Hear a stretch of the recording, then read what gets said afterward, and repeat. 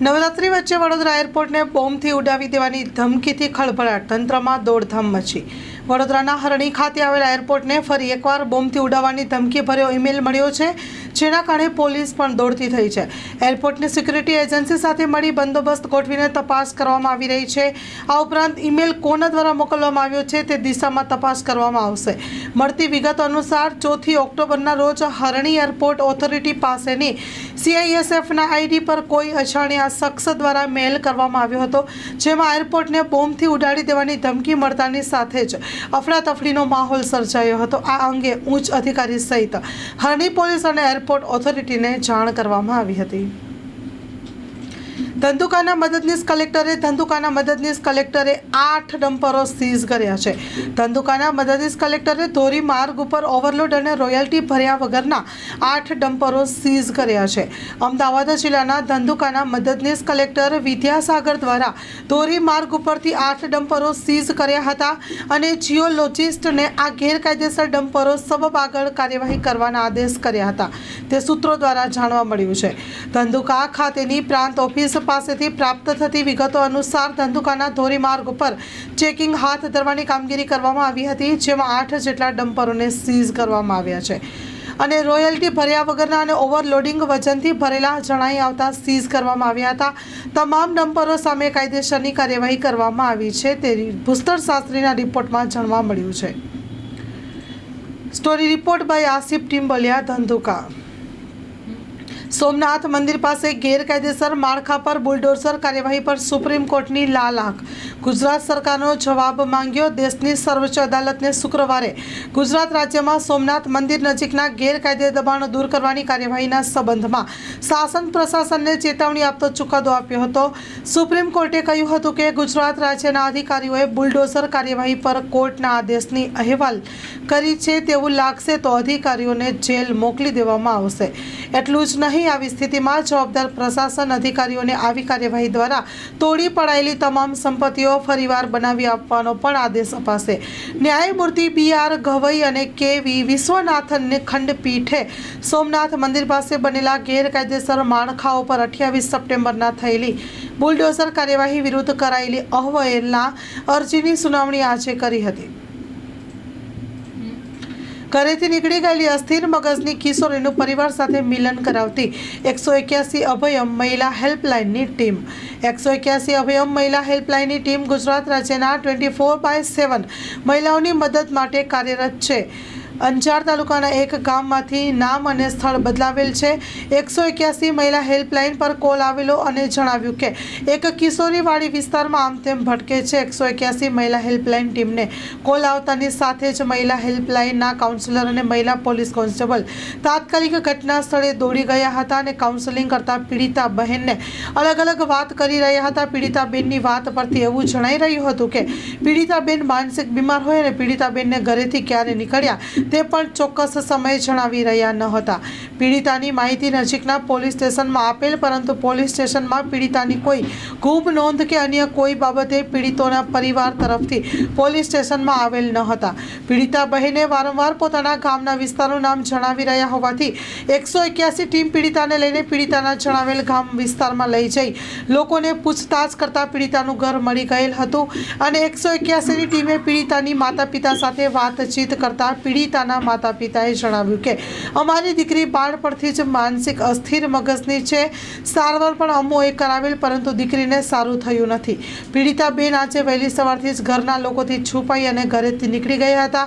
માતાએ માનતા લીધેલ કે અમારી દીકરી ઘરે નહીં આવે ત્યાં સુધી હું અન્ન જળ ત્યાગ કરીશ। પીડિતાને સહી સલામત જોતા પીડિતાના પરિવારે હાશકારો લીધો હતો। પીડિતાને સહી સલામત ઘરે પહોંચાડવા પીડિતાના પરિવારે 181 ટીમનો આભાર માન્યો હતો। Story report by Karan Vaghela. LNM lights hospital Bhuj ખાતે ડાયાલિસિસ મશીનનું લોકાર્પણ કાર્યક્રમ યોજવામાં આવ્યો હતો। Story report by Karan Vaghela, Bhuj.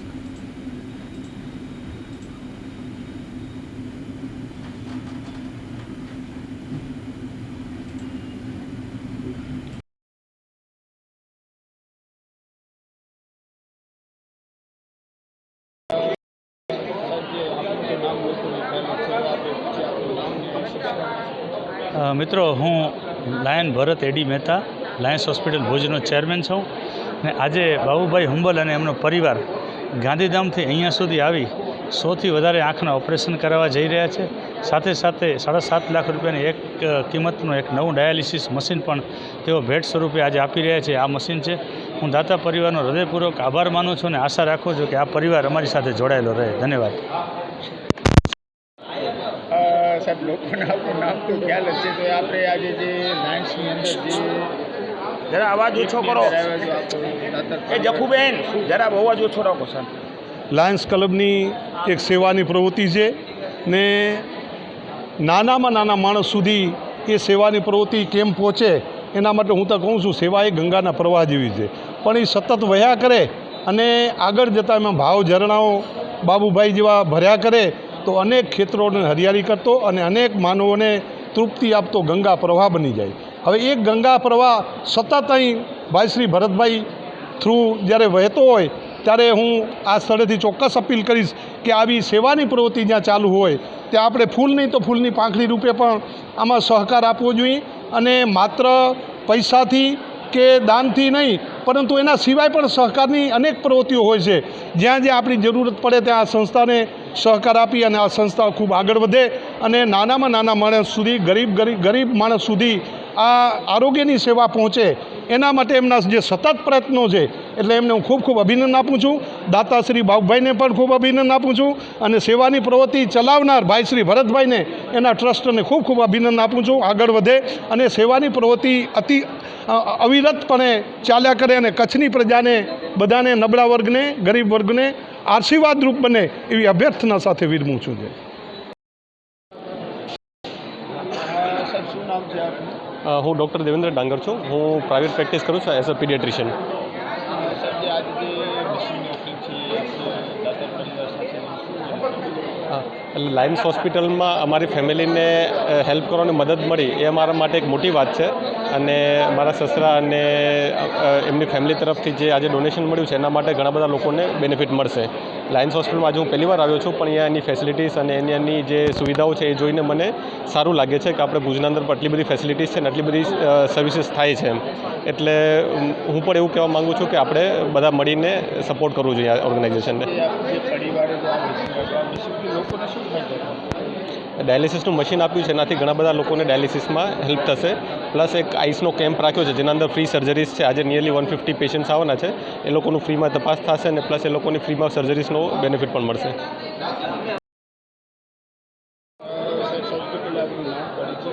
મારું નામ બાબુભાઈ ભીમાભાઈ હુંબલ, ગાંધીધામ.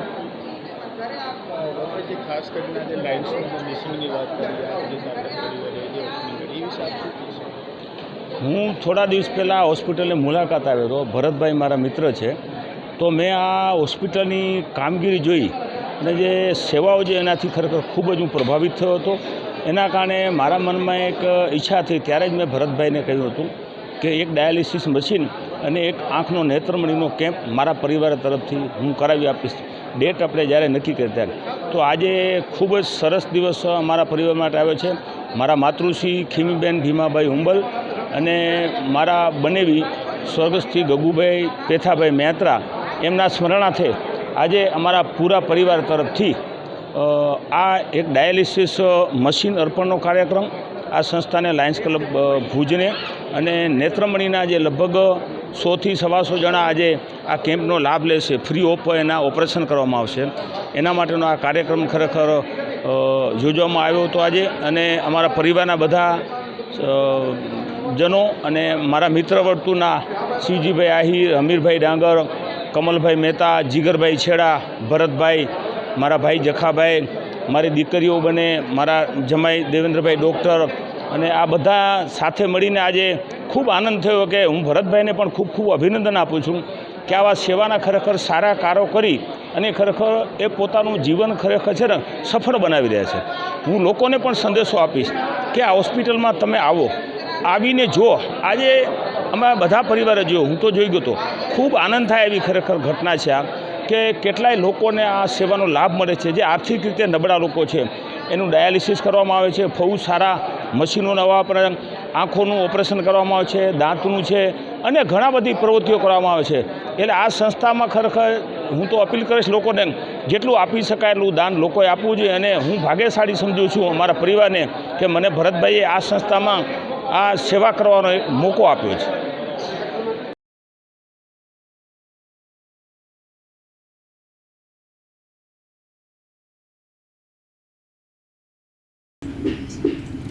નર્મદા જિલ્લાના તિલકવાડા તાલુકા પ્રાથમિક શિક્ષણ સંઘ ચૂંટણી મતદાન કેન્દ્ર પર શરૂઆત થઈ તો નર્મદા જિલ્લાના તિલકવાડા તાલુકા પ્રાથમિક શિક્ષક સંઘ ચૂંટણી મતદાન કેન્દ્ર પર શરૂઆત થઈ ચૂકી છે અને શાંતિપૂર્ણ ચાલી રહી છે. Story report by Paresh Pandya.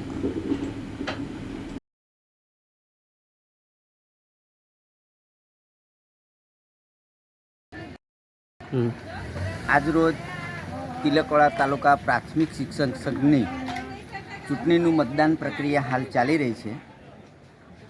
આ મતદાન પ્રક્રિયામાં 301 શિક્ષક મિત્રો મતદાર યાદીમાં છે. આ ચૂંટણી પ્રક્રિયામાં 2 પેનલ ઊભી રહી છે, એક સહકાર પેનલ અને એક એકતા પેનલ.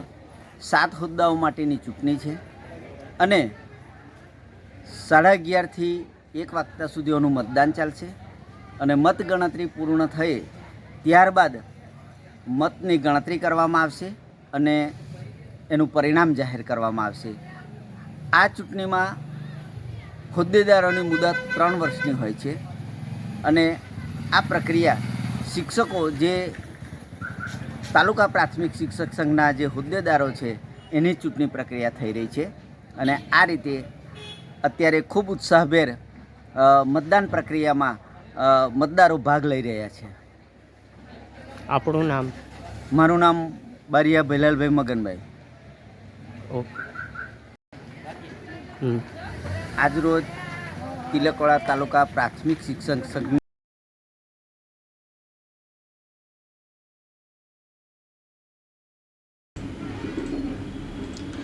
ધાંગધ્રાના ચુલી ગામના લોકો દ્વારા ગૌચર જમીન ખુલ્લી કરવાની માંગ સાથે ધાંગધ્રા ડેપ્યુટી કલેક્ટર તથા મામલતદારને આપ્યું આવેદનપત્ર. ગૌચર જમીન ઉપર ગેરકાયદેસર દબાણ દૂર કરવાની માંગ સાથે કાયદાકીય કાર્યવાહી કરવામાં આવે તેવી માંગ. સ્ટોરી રિપોર્ટ બાય દિનેશ ગામવા સાથે જયેશકુમાર ચાલા, ધાંગધ્રા.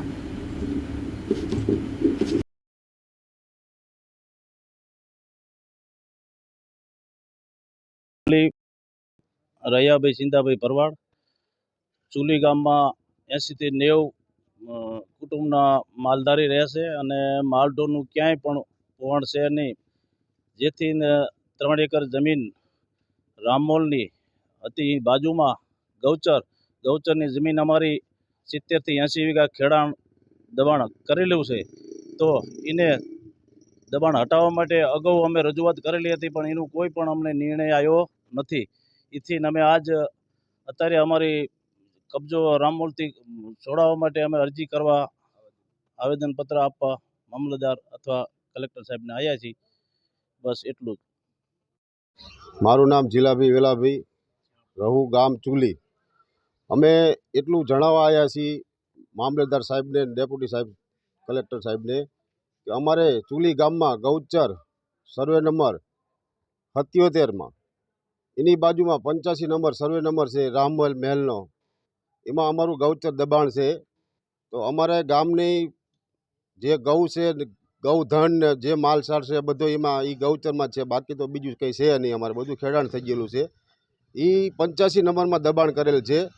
આના પહેલાં અમે અગાઉ જાણ કરેલી લખિતમાં અને મૌખિક જાણ કરેલી કે ભાઈ અમારું ગૌચર ખાલી કરાવો, અમારો માલ ઢોર અમે ક્યાં લઈને જઈએ, અમારા એ સિવાય તો બીજું કંઈ છે નહીં. તો એની કોઈ ઇન્કવાયરી થઈ નથી અત્યાર સુધીમાં. તો એના અનુસાંધે અમે આજે સાહેબ શ્રીને નમ્ર વિનંતી કરવા આવ્યા છીએ કે અમારું ગૌચર ખાલી કરાવો અને એનો કબજો હટાવો અને અમારું ગૌચરનું કંઈક નિરાકરણ આવે.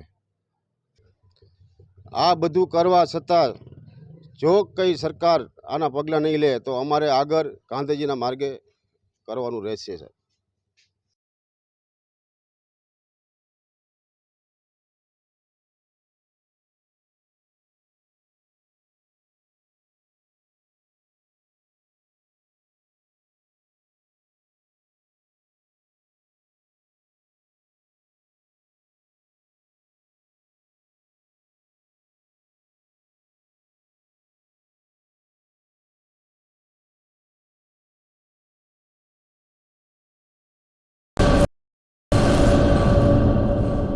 શ્રી અખિલ કચ્છ રઘુવંશી સોશિયલ ગ્રુપ સંચાલિત ભુજ શહેર રઘુવંશી સોશિયલ ગ્રુપ મહિલા પાંખ નવરાત્રિ મહોત્સવ 2024 તારીખ 3/10/2024 થી 11/10/2024 સમય સાંજે 6:30 થી 8:30 કલાકે સ્થળ વિરામ હોટલ ભુજ નિમંત્રક શ્રીમતી અહુલીબેન એસ ઠક્કર પ્રમુખ 9898598475 ઈલાબેન છે ઠક્કર મંત્રી 8469718777